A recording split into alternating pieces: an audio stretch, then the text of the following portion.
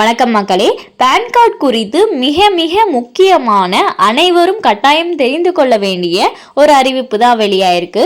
அது என்ன அறிவிப்பு அப்படிங்கிற முழு விவரங்களையும் தெரிஞ்சுக்க வீடியோ கொஞ்சம் கூட ஸ்கிப் பண்ணாமல் கடைசி வரைக்கும் முழுமையாக பாருங்கள். இதுதான் முதன்முறையாக நம்ம வீடியோவை பார்க்குறீங்கன்னா மறக்காம நம்ம சேனலை சப்ஸ்கிரைப் பண்ணிவிட்டு அந்த லைக் பட்டனை தட்டி விட்டுருங்க. வாங்க வீடியோக்குள்ளே போகலாம்.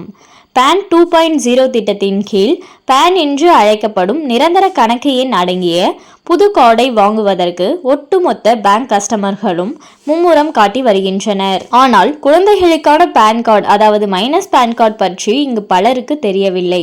இது எதற்காக வாங்க வேண்டி இருக்கிறது, எந்தெந்த குழந்தைகளுக்கு கட்டாயம் வாங்க வேண்டும், அனைத்து குழந்தைகளுக்கும் வாங்க வேண்டுமா உள்ளிட்ட விவரங்களை இப்போது தெரிந்து கொள்ளுங்கள். பேன் கார்டு வாங்குவதற்கு வயது வரம்பு நிர்ணயிக்கப்படவில்லை. ஏனென்றால் நாமினி மற்றும் லீகல் பரிவர்த்தனைகளுக்கு உட்பட்ட குழந்தைகளுக்கு இந்த பேன் கார்டு அவசியமாக இருக்கிறது. அதாவது வங்கி சேமிப்புகள், பங்குச்சந்தை, மியூச்சுவல் ஃபண்ட் போன்ற நிதி சார்ந்த நடவடிக்கைகளின் போது உங்களது குழந்தையை நாமினியாக சேர்க்க விரும்பினால் மைனர் பேன் கார்டு கட்டாயமாகும். அதே போல பெற்றோர்கள் அவர்களது குழந்தைகளின் பெயரில் நேரடியாக முதலீடு செய்ய திட்டமிட்டாலும் அவர்களும் மைனர் பேன் கார்டு வாங்குவது கட்டாயமாகும்.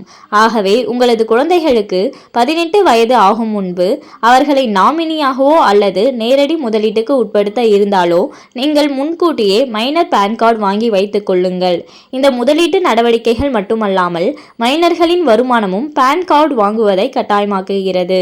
அதாவது 18 வயதுக்கு முன்னதாகவே விளையாட்டு, நடிப்பு போன்றவற்றின் மூலம் சொந்தமாக வருமானம் பெறும் குழந்தைகளுக்கும் மைனர் பேன் கார்டு கட்டாயமாகும்.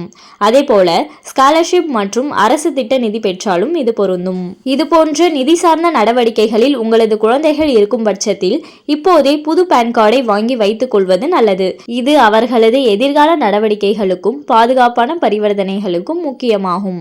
இப்போது மைனர்களுக்கான பேன் கார்டை ஆன்லைனில் அப்ளை செய்து பெறுவது எப்படி என்பதை தெரிந்து கொள்வோம். நீங்கள் வழக்கமான பேன் கார்டு அப்ளை செய்ய பயன்படுத்தும் NSDL வெப்சைட்டுக்கு சென்று கொள்ளுங்கள். புது பேன் இந்திய குடிமகன் டேப்பை கிளிக் செய்து கொள்ளுங்கள். இப்போது கீழே தள்ளினால் தனிநபர் டேப் தோன்றும். இதை கிளிக் செய்து கொள்ளுங்கள். இந்த ஸ்டெப்பில் உங்களது குழந்தைகளின் விவரங்களை கொடுக்க வேண்டும். ஆகவே எந்த தவறும் இல்லாதபடி பிறந்த தேதி, மொபைல் நம்பர் மற்றும் இமெயில் ஐடி உள்ளிட்ட விவரங்களை கொடுத்து விடுங்கள். மொபைல் நம்பர் மற்றும் இமெயில் பெற்றோருடையதாகவும் இருக்கலாம். இதற்கு பிறகு உங்களது குழந்தையின் மாநிலம், மாவட்டம், இருப்பிடம், முகவரி போன்ற விவரங்களை கொடுக்க வேண்டியிருக்கும். இப்போது கொடுக்கப்பட்ட விவரங்களுக்கான ஆவணங்களை அப்லோட் செய்ய வேண்டிய ஸ்டெப். ஆகவே நீங்கள் கொடுத்த விவரங்கள் அடங்கிய ஆவணங்களை ஸ்கேன் செய்து அப்லோட் செய்து கொள்ளுங்கள். அதே போல உங்களது குழந்தையின் புகைப்படம் அப்லோட் செய்ய வேண்டும்.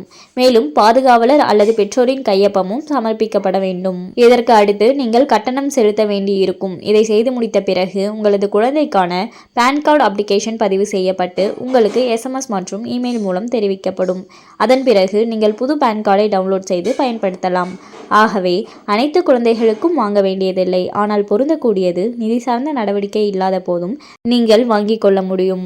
ஸோ பார்த்தீங்கன்னா நிறைய பேருக்கு டவுட் இருக்கும். 18 வயசு ஆனாதான் உங்களால் பேன் கார்டு வாங்க முடியுமா அப்படின்ற மாதிரியான டவுட் இருக்கும். ஸோ நிதி சார்ந்த நடவடிக்கைகளில் உங்களோட குழந்தைகள் இருக்கும் பட்சத்தில் கட்டாயம் பேன் கார்டு இருக்கிறது நல்லது அப்படின்னு சொல்லியிருக்காங்க. அண்ட் மேலும் இது போன்ற அரசாங்கம் சார்ந்த அனைத்து அப்டேட்களையும் உடனுக்குடனே தெரிஞ்சுக்கணும்னு நினச்சிங்கன்னா மறக்காம நம்ம சேனலை சப்ஸ்கிரைப் பண்ணி பக்கத்தில் இருக்க பெல் ஐக்கானை கிளிக் பண்ணி அதில் ஆளுங்கிற ஆப்ஷனை செட் பண்ணி வச்சுக்கோங்க.